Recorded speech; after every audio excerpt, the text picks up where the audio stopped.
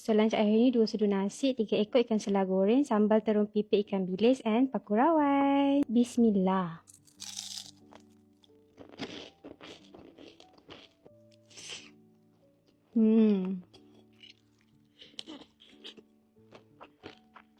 Terung pipit ni kalau gigit dia akan meletup dalam mulut tau.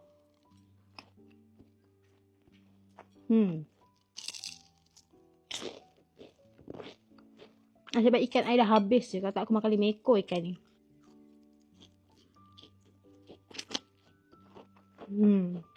Sambal terung pipit ni dia sedap kalau you masak dengan ikan bilis yang garing. I pernah makan yang ikan bilis dia lembik, tak sedap.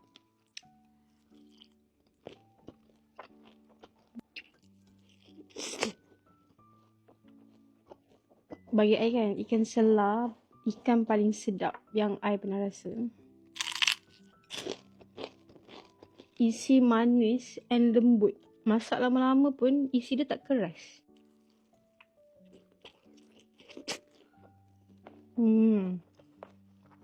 Puca punya love language adalah quality time. Dia just suka spend time dengan I, and then dia tak nak sangat pun makanan I. Dia just nak involve in my activity. So, kalau I bagi dia makanan ni, dia tak akan makan. Tapi dia akan bau. And then bila dia dah satisfied, dia belah. Dah, puas. See? Tak habis pun. Habis.